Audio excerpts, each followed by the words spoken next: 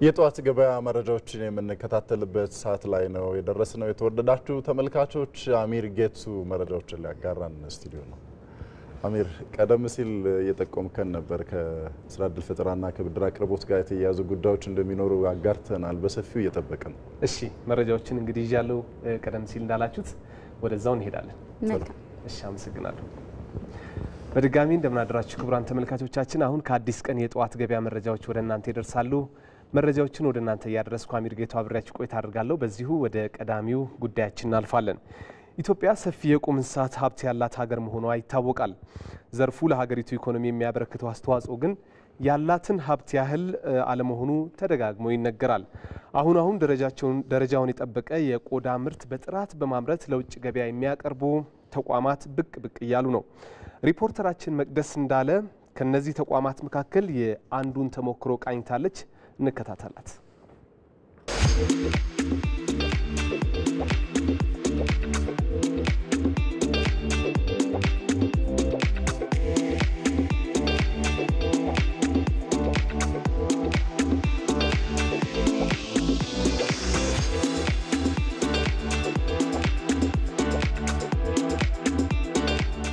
አንደና መጣሽ እንደነሽ እንኳን ደህና ቆየህ።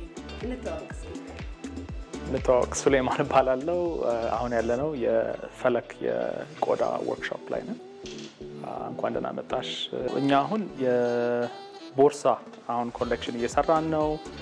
ነገር ግን ዋናው መነሻችን ከህትመት ስራ ነው ወደዚህ የገባ ነውና ህትመት ስንሰራ ብዙ የሚወድቁ ወረቀቶች ነበሩና እነሱን እየፈጨን ሪሳይክል እያደረግን የራሳችንን ወረቀት ማምረት ጀመርን። ያንን ወረቀት ደግሞ ወደ ማስታወሻ ደብተሮች መስራት ጀመርን። እነዚህ ማስታወሻ ደብተሮች በቆዳ የተሸፈኑ ናቸው። እኛም ደግሞ ሀገራችን ደግሞ በጣም የጥንት የሆነ የቆዳ ስራ የመጽሐፍ ስራ ታሪክ ስላለን እነዛን ነገሮች የበለጠ ስለዛ ጥናት በማድረግ በመረዳት እነዛን ነገሮች እንደገና በአዲስ መልክ ያው ለሀገራችን ማዋል ነበር ዋናው ዓላማችንና መነሻችን እሱ ነበረ። ስለ ቆዳ የበለጠ ደግሞ በጣም ስንረዳ ወደ ቦርሳ ምርት ገባንና እዚህ አሁን የምታያቸው እንዳለ የተለያዩ አይነት በጥንት ታሪክ የታሰሩ የተያያዙ መጽሐፎች አሉ፣ ደብተሮች አሉ። ከዛ ደግሞ እነዚህም የሚያማምሩ ቦርሳዎች አሉ።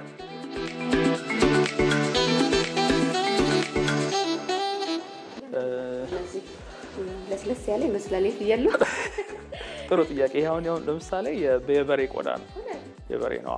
ይሄ በሬ ነው ግን ያው ለስላሳ ነው።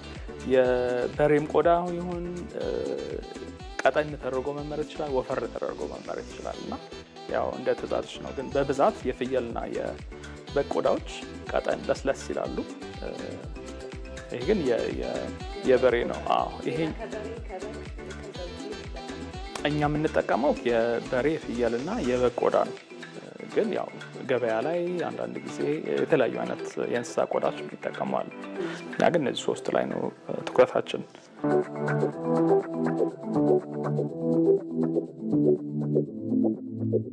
ስለዚህ ወደታች ሄደን እንመለከት እንዴት እዚህ ደረጃ እንደሚደርሱ እንመለከታለን።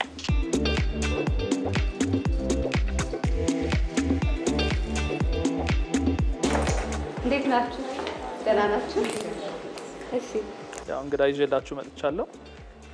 እዚህ አሁን የምታዩ የወረቀት ስራውም የማስታወሻ ደብተር ቅድም ያልኩሽ እሱም ስራ አለ።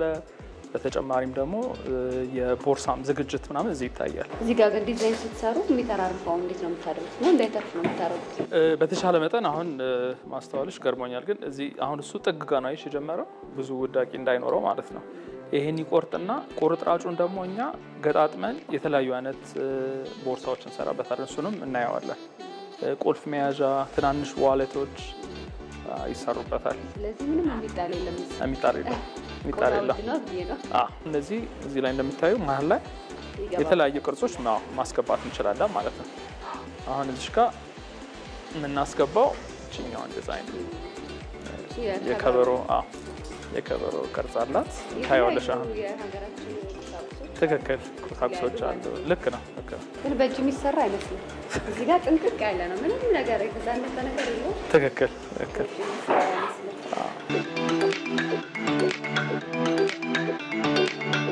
ወረቀቶቹ እዚህ ጋር ነው የሚጣበቁት። ያው እንደምታዩ ኪስ አለ እዚህ ጋር ካርድ ማስቀመጫ አለው። እዚህ ውስጥ ማስቀመጫ ይችላል። እዚህ ጋር ደግሞ የማስታወሻ ደብተሩ ራሱ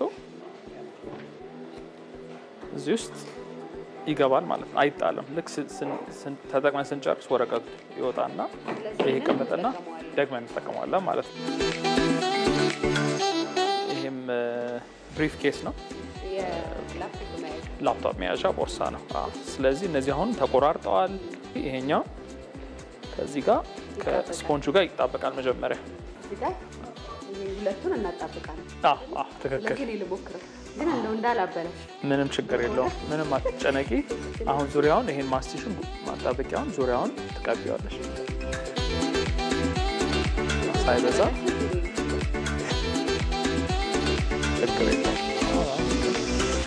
ልምድ አለሽ መሰለኝ።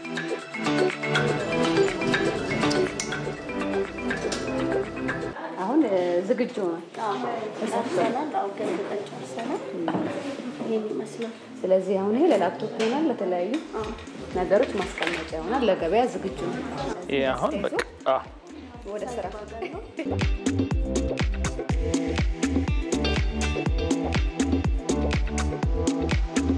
እናመሰግናለን። እዚህ ድረስ መታችሁ ወርክሾፓችንን ስለጎበኛችሁ ልቃለና አመሰግናለሁ። መልካም ስራ ጊዜ ይሆንላችሁ። የአዲስ አበባ ከተማ አስተዳደር በ2006 ዓ.ም ያቋቋመው አዲስ ካፒታል ዕቃ ፋይናንስ ንግድ ስራ አክሲዮን ማህበር በርካታ የከተማ ወጣቶችን ለስኬት አብቅተዋል። ተቋሙ በዋናነት በማምረቻው ዘርፍ ለተሰማሩና ለሚሰማሩ የጥቃቅን አነስተኛና መካከለኛ ኢንተርፕራይዞች የማምረቻ መሳሪያዎችን ገዝቶ ያቀርባል።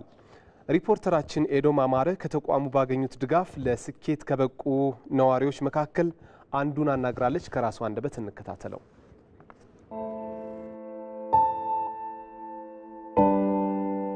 ስሜ መርጋ በጂ ይባላል። ተቋማችን መርጋ ብርሃኔና ጓደኞቹ የሚል የሽርክና ማህበር ነው።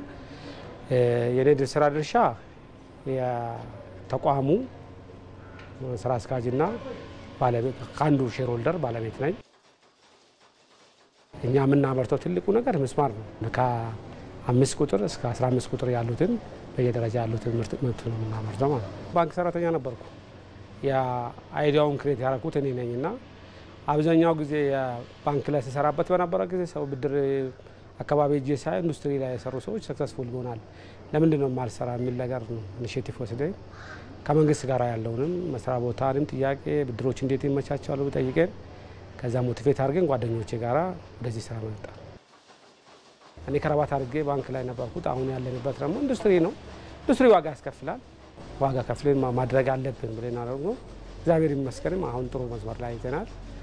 በእርግጥ ቀላል ነገር አይደለም። ከኮንፈርት ዞን ለቀ ማውጣት ማለት ነው። ያንን ምቹ ቦታ ተቀጥረ የምታረግበት ሁሉ ነገር የሚመቻችበት ያንን አድርገን ወደዚህ መምጣት ቀላል ነገር አይደለም።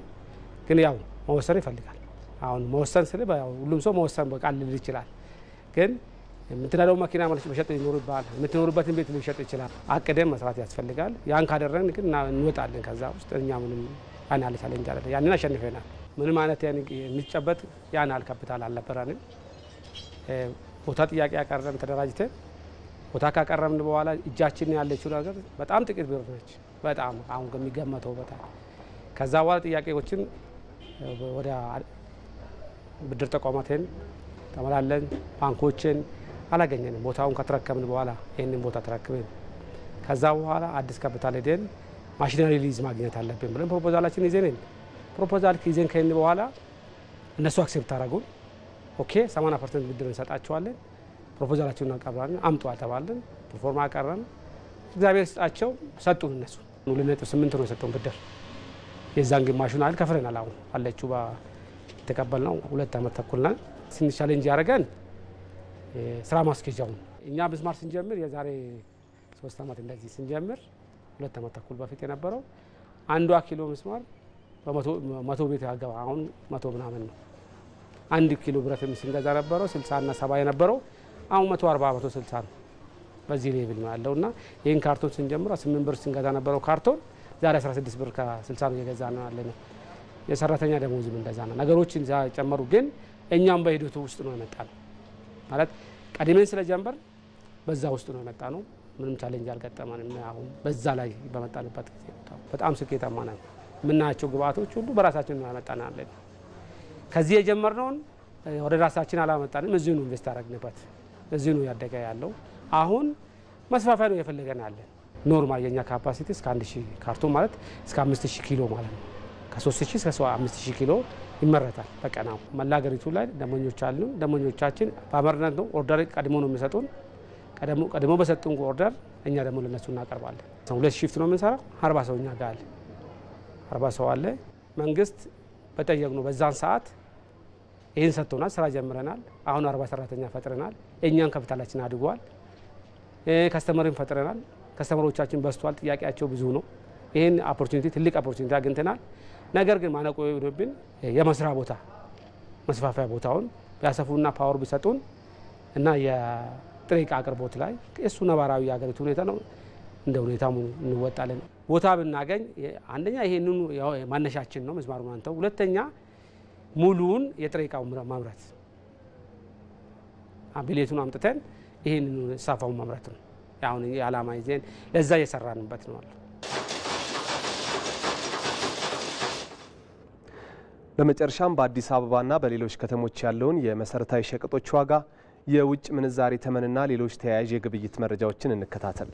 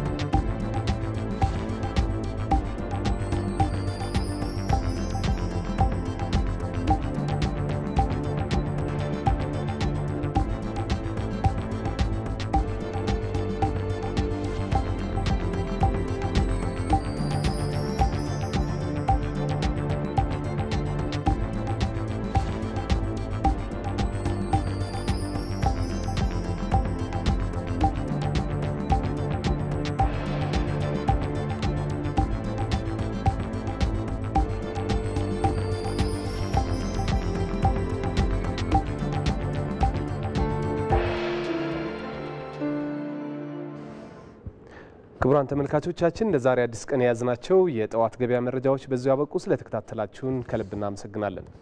መረጃዎችን ጨርሻለሁ። ወደ እናንተ ልመለስ። አሚር እናመሰግናለን። መልካም ቀን። እሺ፣ አመሰግናለሁ።